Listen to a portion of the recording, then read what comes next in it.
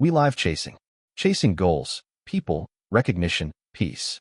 We push with all our strength, control every detail, clench our teeth, and even so, often, the harder we try, the more what we want slips away. And then comes the exhaustion, that feeling of rowing against the current without advancing. But the ancient Stoics discovered something that goes against everything the modern world keeps telling us. Life is not conquered by force, it is allowed. The best things usually do not arrive when you chase them desperately, but when you stop clinging and relax enough for them to come to you. It is not magic nor empty positive thinking. It is a deep and practical way of moving through the world that Marcus Aurelius, Seneca, and Epictetus mastered 2,000 years ago. In this video, you are going to discover the Stoic key to relax and let life flow toward you. In 6 simple steps, you will learn to stop forcing, to release, to trust, and to receive. Not to become passive, but to act from calm instead of desperation. Stay to the end, because when you understand this, you will stop chasing life and start flowing with it. Let us begin. The first key to letting life flow toward you is to stop forcing everything. We live pushing, squeezing, chasing, as if the only way to get something were to tear it from the world by force. And yet, the harder you grip, the more it escapes you. It is like trying to hold water with a closed fist. The tighter you close it, the more it slips away. The Stoics understood there is an enormous difference between acting and forcing.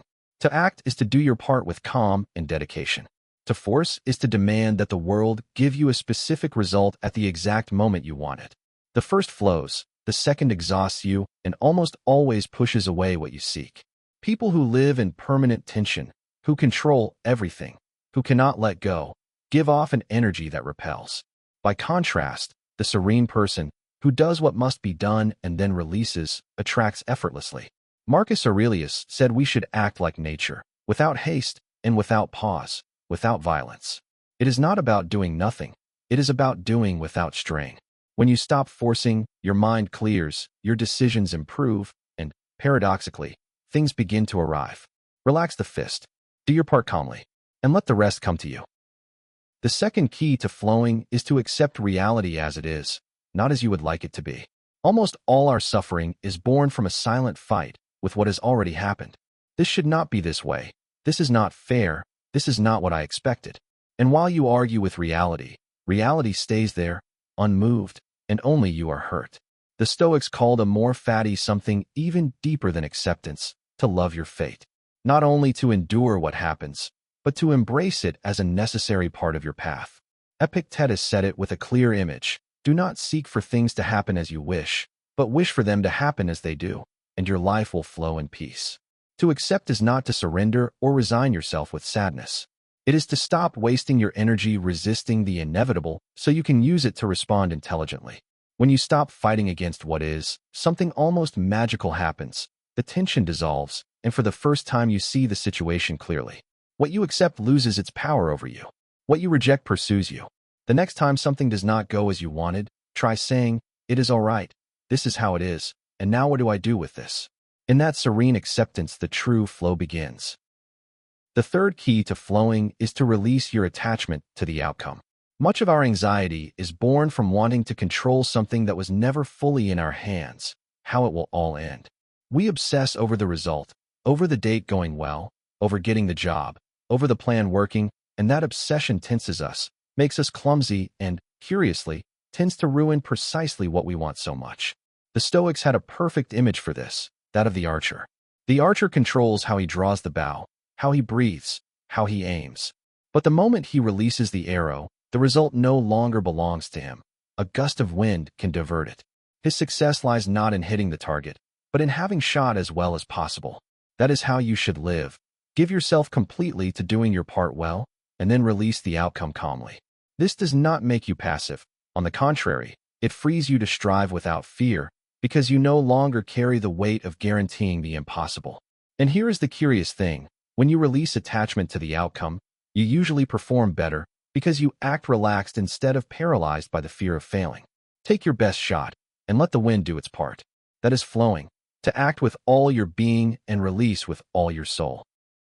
The fourth key to flowing is to learn to trust. We live with an underlying distrust toward life, as if everything depended on us watching and controlling it every second. as if letting go of the reins for an instant would make everything collapse. That distrust keeps us in permanent tension. The Stoics saw the universe as something ordered, governed by a deep reason they called the logos. For them, things do not happen by chance against you. They happen as part of a whole that has its own logic, even if you cannot see it. To trust the process does not mean believing everything will turn out as you want.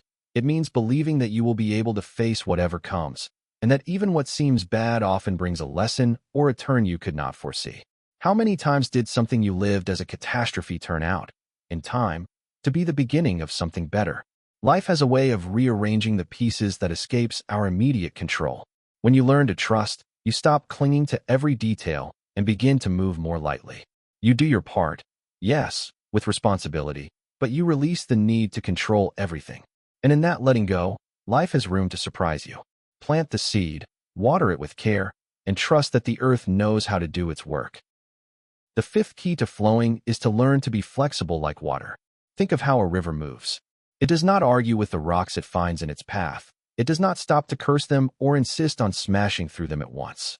It simply goes around them, caresses them, and over time, without hurry, wears them down. Water is the softest substance there is, and yet it overcomes the hardest. That is a perfect image of the Stoic attitude toward obstacles. Rigidity breaks, flexibility remains.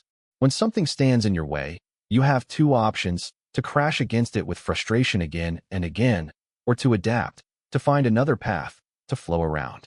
Marcus Aurelius wrote that what stands in the way becomes the way. The obstacle is not the end of your progress. It is only a new shape of the water. The rigid person, who knows only one way of doing things, breaks at the first surprise. The flexible person reinvents themselves, finds cracks through which to keep advancing. This is not weakness. It is the highest form of strength, the one that yields so as not to shatter and in the end always reaches its destination. Before the next wall, do not insist on knocking it down with your head. Ask how water would go around it, and flow. The sixth and final key to letting life flow toward you is to learn to inhabit the present. Everything we have seen, to stop forcing, to accept, to release the outcome, to trust, to flow, gathers in a single place, this instant. Because the past no longer exists and the future has not yet arrived, the only real thing, the only thing you can truly live, is now. And yet, we are almost never here. We eat thinking about work, we work thinking about rest, we rest worried about tomorrow. We miss life while we wait for it to begin. The Stoics invited us to gather the day, to live each moment as if it were complete in itself. Marcus Aurelius reminded himself that every man possesses only this vanishing present, and that to lose it by living in another time is to lose the only thing he has. When you anchor yourself in the now, anxiety lessens, because anxiety always lives in an imagined future. And something precious appears, gratitude, because you begin to notice what you already have instead of what is missing. To flow, in the end, is this: to stop running toward a distant point and to realize that life is not at the end of the road. It is in every step. Breathe. Look around you. You are alive now. Let life find you right here. We have walked through the 6 keys to let life flow toward you together. Stop forcing everything. Accept what is. Release attachment to the outcome. Trust the process. Be flexible like water and live this instant. They all point to the same truth, that calm is not the prize you receive when everything falls into place, but the attitude from which everything falls into place better. When you stop pushing and grip less, you not only suffer less, you usually achieve more, because you act from clarity and not from fear. It is not about ceasing to strive, but about striving without strain, about rowing with the current instead of against it. Start today with a single gesture, in that which tenses you so much. Try to relax your hands, do your part, and release the rest. You will see how, by ceasing to chase, many things begin to come on their own. As the ancient Stoics said, flow with nature and you will find peace. If this video gave you a little calm, give it a like and subscribe for more Stoic wisdom every night. And remember, you do not have to conquer life by force. You only have to flow with it. See you in the next one. Take care.